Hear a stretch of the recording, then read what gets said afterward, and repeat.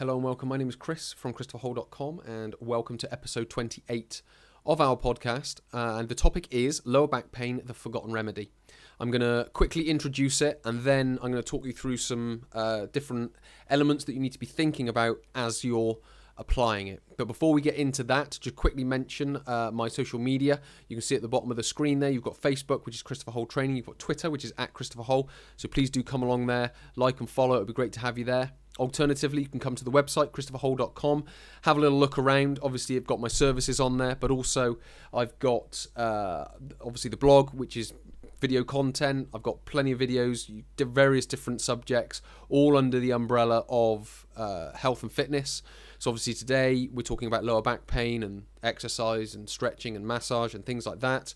But also we've got diet and nutrition on there. We've got habits, building them, breaking old habits, things like that, so on and so forth. So please do come along there. It'd be great to have you there and I can answer any questions that you may have on any of those subjects. So coming back to today's subject, which is lower back pain, the forgotten remedy. Now, lower back pain is something that troubles a lot of people, and it's something that I've been helping people with for the last 10 years.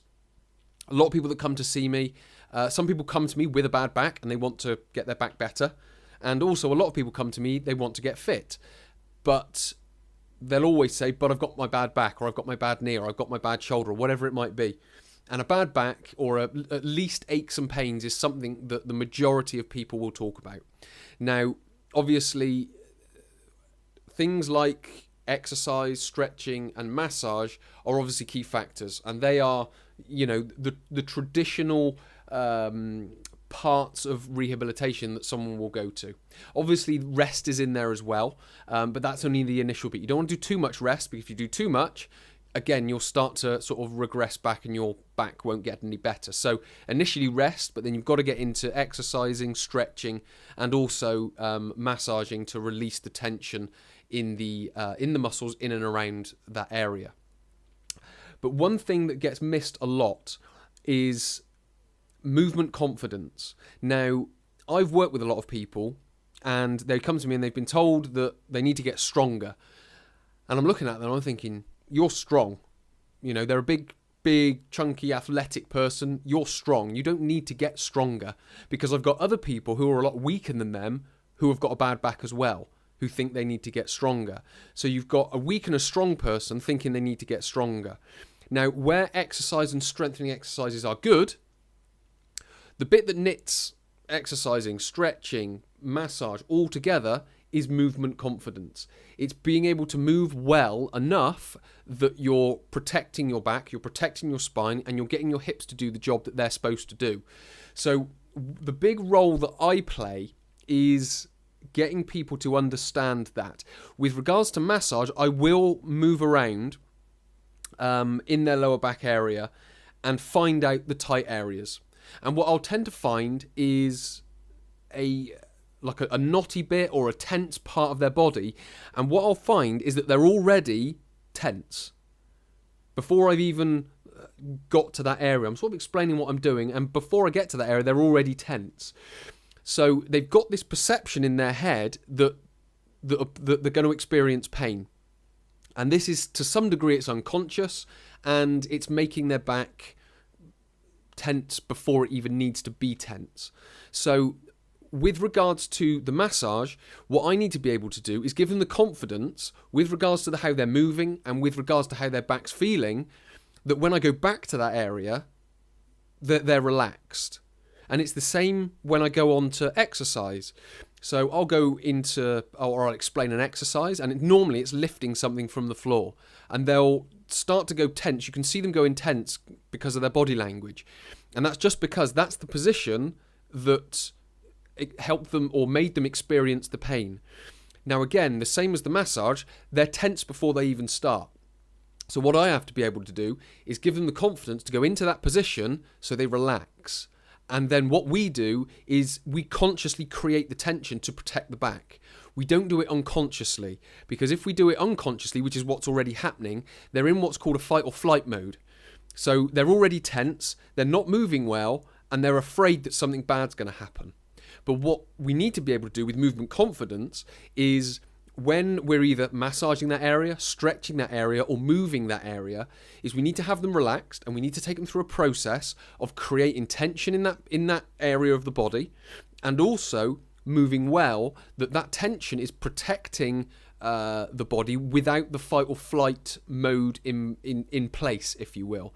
So it's a much more conscious, it's a slightly sort of higher level way of creating tension, because on an unconscious level they're doing it, and that unconscious level is that fight or flight.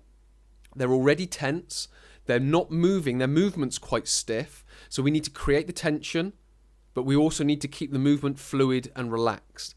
And as we do that, what starts to happen, and what I've found with knots and areas of tension, is they release a lot quicker, because the person is relaxed in themselves. And then what happens is you then layer on top the exercise, the stretching, and the massage, and what then happens is all of that becomes enhanced, the recovery speeds up, and we can get on with getting fitter and stronger and all those sort of nice things that people want to do, but they don't feel they can because their back's in the way.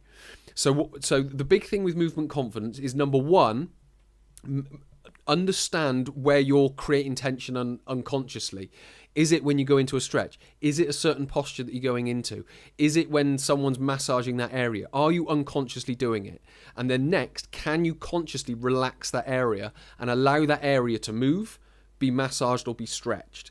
Because if you can't, then it's counterproductive already. So once we've got past the fight or flight mode, it's then creating the tension, and that's the next step. So it's creating the tension through the core, it's creating the tension through the hips, so it's protecting it from the front, up above, from below, and from the back. So we're creating that tension around it, and then on top of that, because you're going to feel quite stiff in that posture, it's then becoming relaxed and fluid with your movement. Not necessarily relaxed in the tension of the muscles, but relaxed in the fluidity of your movement.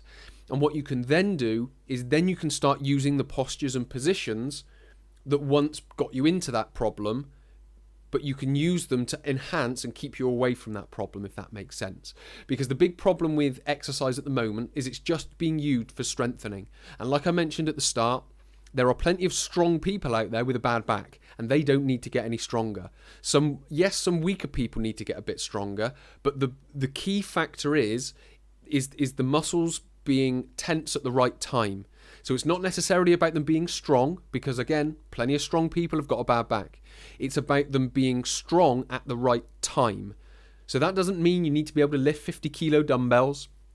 All it means is you need to be able to lift dumbbells, but with the right tension in the right place at the right time. And that's what movement confidence is all about. So it's taking them through that routine and then applying the strengthening, the more traditional strengthening on top of it. But what they've got to have is the movement confidence. They've got to overcome the fight or flight initial response, and then that will enhance the exercise, the stretching, and the massaging that you're doing. So hopefully that gives you or makes a little bit more sense to you, and gives you a few little things to think about when you go into a gym. But by all means, do contact me through YouTube, through the website, through Facebook, through Twitter, whatever it might be, and I'll be able to point you in a right direction a little bit more specifically. So if you enjoyed what you've heard, please like, subscribe, share this video. It'd be great to get this message out there. So many thanks for listening. My name is Chris from Christopher Holt Training. I'll speak to you in the next episode.